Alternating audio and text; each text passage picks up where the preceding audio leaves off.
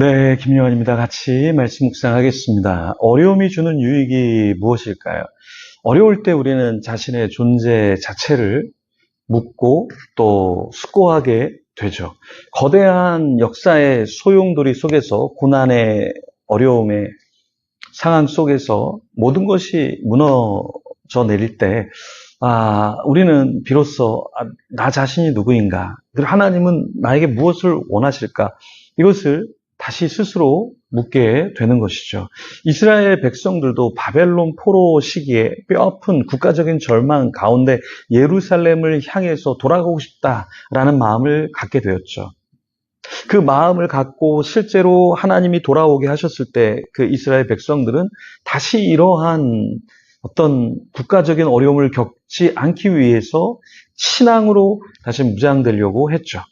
그래서 역대상 9장까지 내용을 보면 족보에 대한 이야기가 끊임없이 나온 것은 단순히 그냥 누가 누구를 낳고 또 어떠한 조상이 있었는가를 단순히 나열한 것이 아니라 생존을 넘어선 회복을 향한 몸부림, 영적인 어떠한 치열한 갈망이 그 속에 있었다라는 것입니다.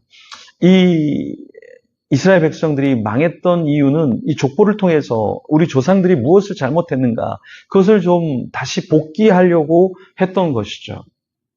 그 복귀의 가장 큰 핵심은 무엇이냐면, 범죄였어요. 하나님 앞에 죄악이었어요. 그 왕들을 보니까, 그 조상들을 보니까 하나님 앞에 범죄했던 그것이 그들을 이렇게 비참하게 만들었다라는 것을 깨달았던 것이죠. 그리고 우리도 하나님 앞에 내가 어떻게 살아야 되는가, 그러니까 공부를 열심히 하는 것도 좋고 또 일을 열심히 하는 것도 좋고 사업을 열심히 하는 것도 좋지만 하나님 앞에서 어떻게 우리가 더 행복하게 아름답게 살아갈까, 그것을 고민해야 한다라는 것입니다. 이런 이야기를 좀 들을 때가 있어요. 사역자들, 간사님들, 이런 분들을 보면 참 대단하다. 그러니까 세상에 나가서 괜찮은 직장을 얻을 수도 있고 괜찮은 비즈니스를 할 수도 있을 것 같은데 교회의 녹을 먹으면서 이렇게 섬기는 것이 참 쉽지는 않을 텐데 그 자체가 존경스럽다, 이런 이야기를 합니다. 네, 맞아요. 그럴 수 있습니다. 그런데 이런 사역자들과 또 예배를 섬기는 사람들이 갈망하는 것이 세상에서 떵떵거리며 사는 것도 좋지만 하나님의 임재 앞에 사는 것이 얼마나 복되고 대단한 것인가, 그것을 또 알기 때문에 그런 것이죠. 우리도 어떻게 살아야 될지 조금 더 고민하면 좋겠습니다. 오늘 1절 말씀입니다. 온 이스라엘이 그 계보대로 계수되어 그들은 이스라엘 왕조실록에 기록되니라. 유다가 범죄함으로 말미암아 바벨론으로 사로잡혀 갔더니. 자, 여기 보면 이스라엘이 그 계보대로 계수되어 왕조실록에 기록이 되었는데요. 그런데 그 역사를 이렇게 쭉 기록하면서 깨닫게 된 것은 무엇이냐면 자신들이 범죄함으로 말미암아 어떻게 됐다고요? 바벨론으로 사로잡혀 갔다라는 거예요. 우리는 어떤 일이 벌어지면 이렇게 이야기합니다. 운이 안 좋았어. 세상이 잘못 판단했어. 사람들이 나를 알아주지 못하는 거야. 내가 시대를 잘 타고나지 못해서. 이렇게 우리가 생각을 합니다. 그런데 성경은 명확하게 이야기합니다. 우리가 이렇게 된 것은 범죄함이다라는 것이죠. 그랬을 때 다시 돌아온 이스라엘 사람들은 어떻게 회복이 되었을까요? 2절에 보면 그들의 본토 성읍에 처음으로 거주한 이스라엘 사람들은 제사장들과 레위 사람들과 느디딤 사람들이라. 자, 여기 보니까 본토로 돌아왔어요. 성읍으로 거주한 사람들이 누구냐?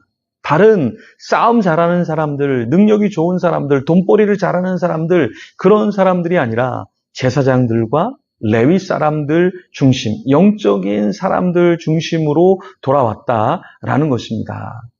네, 왜 이러한 사람들이 먼저 돌아와서 하나님의 그 땅에 머물게 되었을까요? 먼저 하나님의 예배자들이 그 땅을 차지하게 되고 거기서 예배를 위한, 하나님을 위한 자리들을 준비했다라는 것이죠. 왜냐하면 그 백성이 망했던 것은 범죄함으로 무너졌잖아요. 그러면 다시 무너지지 않기 위해서는 범죄하지 않도록 하나님 앞에 나아가는 자들이 먼저 와서 예배를 세워나갔다라는 것입니다. 그렇죠. 우리도 우리의 실패를 돌아보면서 나는 다시 어떠한 범죄에 빠지는 것은 아닌가, 우리 자신을 돌아봐야 한다라는 것입니다.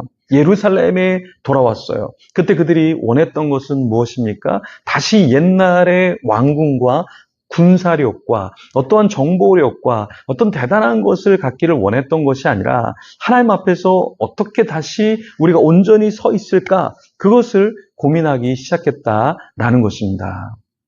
레위의 사람들, 예배를 섬기는 사람들, 그 이야기들이 계속해서 여기에 나옵니다.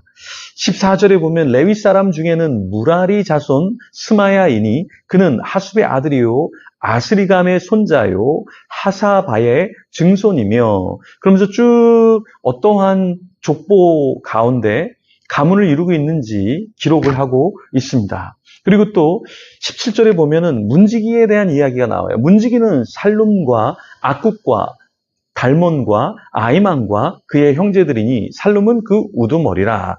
자, 여기 문지기는 어떤 사람들이었습니까? 성문에서 사람들이 지나다닐 때 섬겼던 그런 사람들이었죠.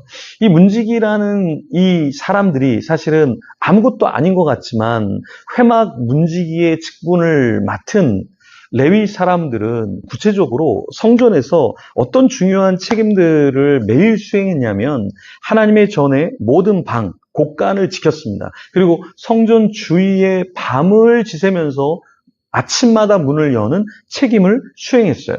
그러니까 단순히 문지기로 있다라는 것은 그냥 문을 열고 닫았던 것, 거기서 끝나는 것이 아니라 이 하나님의 나라의 모든 방, 곳간을 지키는 역할을 했고요. 또 성전 주위에서 밤을 지새면서 아침마다 문을 열면서 어떤 사람들이 지나다니는지 그것을 살피고 책임을 졌다라는 것입니다. 지도자가 된다는 것, 섬기고 있다라는 것은 어떤 사람들이 들어오고 나가는지, 어떤 사람들이 여기에서 영적으로 자라나는지, 그리고 나는 어떠한 공동체의 책임을 맡을 것인가, 이것에 대한 고민이 있어야 한다라는 것입니다. 제가 안내를 서고 또 여러분들이 교회 끝나고 갈 때 인사를 하고 또 주중에 여러분에 대해서도 관심을 갖고 신방을 하고 또 카톡과 문자와 전화를 하는 것은 여러분들이 어떠한 삶의 여정을 하고 있는지 제가 또 책임을 져야 되는 부분도 있고 또 관심을 갖고 돌봐야 하는 그런 임무가 있는 것이죠.